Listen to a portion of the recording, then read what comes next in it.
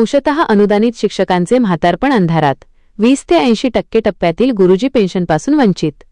राज्य शासनाचा दुजाभाव, सेवानिवृत्त शिक्षकांवर उपासमारीची वेळ.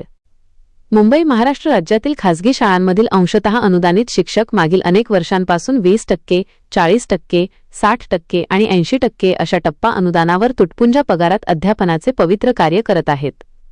जिल्हा परिषद आणि 100% अनुदानित शाळांमधील शिक्षकांप्रमाणेच सर्व शैक्षणिक व प्रशासकीय जबाबदाऱ्या हे शिक्षक पार पाडत असूनही निवृत्तीनंतर त्यांच्या हातात साधी पेन्शनही नसल्याने या शिक्षकांचे भविष्य आता अंधकारमय झाले आहे. शासन निर्णयातील विसंगतीचा फटका. राज्य शासनाने 1 नोव्हेंबर 2005 पूर्वी विनाअनुदानित किंवा अंशतः अनुदानित पदावर कार्यरत असलेल्या कर्मचाऱ्यांना जुनी पेन्शन योजना लागू करण्याचा निर्णय घेतला आहे.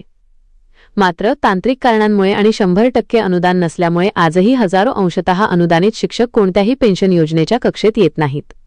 ना त्यांना जुनी पेन्शन लागू आहे, ना नवीन NPS किंवा सुधारित पेन्शन योजना. हा या कष्टकरी शिक्षकांवर मोठा अन्याय असल्याची भावना व्यक्त होत आहे. सेवानिवृत्तीनंतर जगण्याचा संघर्ष. अनेक शिक्षक 20% ते 80% अनुदानाच्या टप्प्यावर काम करत असतानाच सेवानिवृत्त झाले आहेत. पूर्ण वेतन कधी मिळेल या आशेवर त्यांनी आपली हयात घालवली, मात्र निवृत्तीनंतर शासनाने त्यांना वाऱ्यावर सोडले आहे.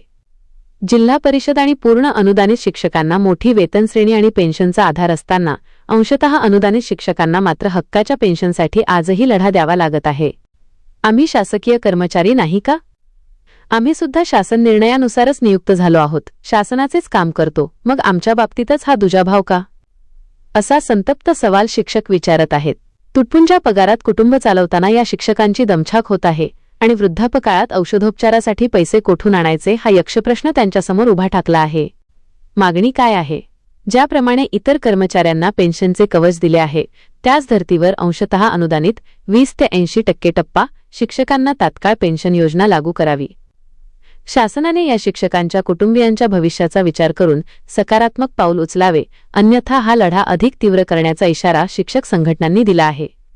आता चेंडू शासनाच्या कोर्टात असून मुख्यमंत्री आणि शिक्षण मंत्री यावर काय निर्णय घेतात याकडे सर्वांचे लक्ष लागले आहे. मित्रांनो, व्हिडिओमधील शासन निर्णय किंवा परिपत्रक आपणास हवे असेल तर कृपया आमचे शासन निर्णय व परिपत्रक हे फेसबुक पेज सबस्क्राईब करा.